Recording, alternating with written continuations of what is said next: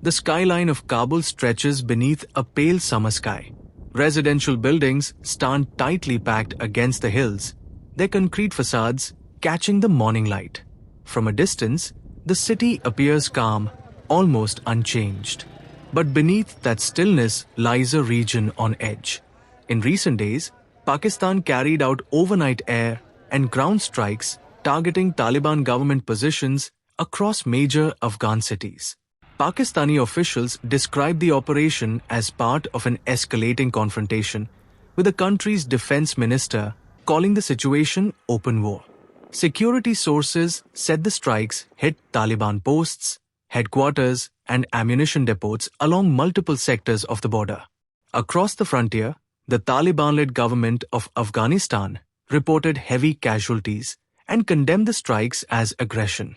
Both sides have issued sharply differing figures on losses, numbers that remain independently unverified. Yet here in Kabul, daily life continues. The white and black flag of the Islamic Emirate flutters above intersections and government compounds. People move through the streets in steady streams, shopkeepers opening storefronts, pedestrians weaving through traffic, vendors setting up roadside stalls. Outside the historic Shahdu Shamshira Mosque, pigeons scatter as passers-by cross the courtyard. The mosque's yellow facade stands as a reminder of Kabul's layered history, empires, wars, invasions, and resilience. Traffic hums through the capital's arteries. Markets are busy. In one lane, a shop window displays elaborate white wedding dresses, sateen, lace, and beadwork glinting under fluorescent lights. Next door, a jewelry store showcases gold necklaces and bracelets arranged in careful rows. A woman browses cosmetics at a small counter, testing products while another customer studies handbags hanging from hooks along the wall. In these small rituals of commerce, there is a quiet assertion of normalcy. At a roadside lemonade stand, women gather briefly to cool off from the August heat. Glasses clink. Laughter rises above the noise of engines. Nearby, an Afghan restaurant prepares for the lunch rush. A man fans glowing coals as skewers of kebab sizzle over open flames. Smoke drifts upward, carrying the scent of charred meat and spice into the street.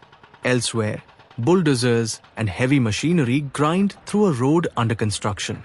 A reminder that infrastructure projects continue despite uncertainty. Residential houses climb Kabul's hillsides, stacked like terraces overlooking the valley. From above, the city appears both sprawling and intimate. But reminders of conflict are never far.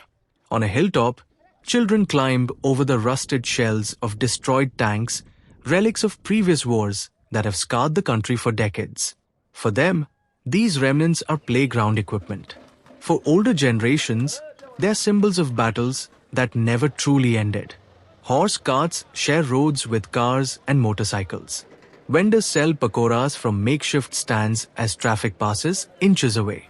In markets, bargaining continues, the rhythm of buying and selling unchanged by geopolitical tensions. Even leisure persists. At an amusement park, a Ferris wheel turns slowly against the skyline. Children laugh on swings. Roller coasters rattle along metal tracks. Families ride bumper cars beneath bright painted canopies. The scenes could belong to any city in the world, yet the wider political context casts a long shadow. At checkpoints, Taliban soldiers stand watch. Armed, alert, and positioned at key junctions, they monitor vehicles and pedestrians. The flag of the Islamic Emirate rises again over a busy roadway. Through a car window, traffic flows steadily past mosques and apartment blocks. Inside Kefayat supermarket, staff arrange packaged goods neatly on shelves. A customer pays at the cashier. Outside, young men gather around a roadside table soccer game, spinning rods with competitive intensity. Carpet shops display intricately woven designs, one featuring a detailed map of Afghanistan stitched in colored thread, a quiet statement of identity and nationhood. Fruit stalls overflow with pears and other seasonal produce. Flower shops line the street, bouquets arranged carefully for customers seeking color amid concrete. The call to prayer echoes from a mosque loudspeaker, drifting across rooftops and drawing worshippers inside. Rows of men stand shoulder to shoulder in prayer, heads bowed. Beyond the city center, shepherds guide flocks of sheep along dusty edges of the road. Motorcyclists speed past hills. A lake reflects the mountains beyond, its surface rippling as the sun begins to set.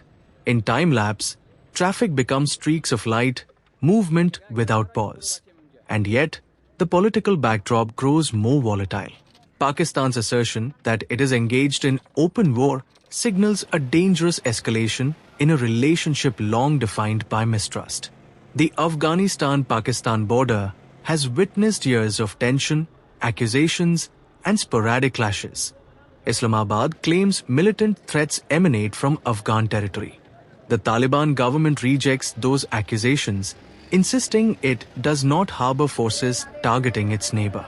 The latest strikes, involving both air and ground operations, according to Pakistani security sources, mark one of the most direct confrontations since the Taliban returned to power in 2021. Reports of heavy losses on both sides have heightened fears of a broader conflict. With figures disputed and independent verification limited, uncertainty fuels speculation. For Kabul's residents, geopolitics translates into anxiety over stability. Shopkeepers wonder whether supply chains will be disrupted. Families worry about rising prices. Young people question what the future holds in a country already grappling with economic hardship and international isolation. Yet daily life, as the images show, continues with determination. Children still chase each other past abandoned armor. Vendors still sell pakoras to passing drivers. Couples still browse wedding attire. Workers still grill kebabs and pour lemonade. The call to prayer still punctuates the day. As dusk settles over the lake and the mountains darken into silhouette, Kabul's lights flicker on. Cars stream through intersections. The skyline glows softly against the night.